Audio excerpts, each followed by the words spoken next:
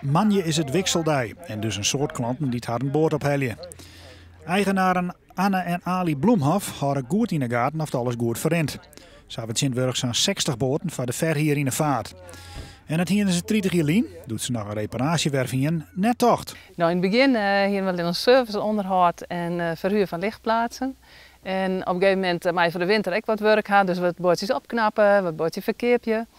En toen kwam er een vraag uit de regio van de bakker en die zei, ik wil wel een bootje varen. En ik wil niet inhuren, ik wil hem net keerpje. Nou, hier zijn doen we dat wel. Maar op een gegeven moment toch maar die en zo is het begonnen. De hierders kunnen uit een grut verskaat boorden kiezen als ze het wetter op willen. Er binnen sloepen, mij en zonder opbouw. Wemboten, dat ik mijn vaartwerk ken. En vanzelfs luxe cruises, met zo'n hutten en alle comfort. Klanten vinden hier vaak makkelijker als keerpje. Het voordeel voor ons is dat we geen last hebben van een hoge aanschafwaarde. We hebben geen last van onderhoud, we hebben geen last van stalling. Eigenlijk komen we hier in Drachten aan, we zetten onze tas op de boot en we zijn meteen op vakantie. Een hierboord is nevens de Bloemhofs net alleen nog bereikbaar van meesten met een grote beurs. Er is een verskaat aan boten en de mogelijkheid om met grotere groepen het wetter op te gaan. Ze blowen de kosten behind. Je hoort toevallig een familieboord, dat is de grootouder, de Ben en ik de lidsben.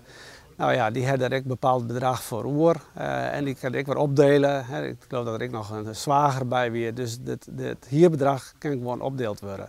Maar daarna is dus ik een trend van lekker te geren en daar hebben ik boten in het hele seizoen zelfs onder de €1000, waar een hele grote belangstelling voor is. We zien de toekomst zeer positief in.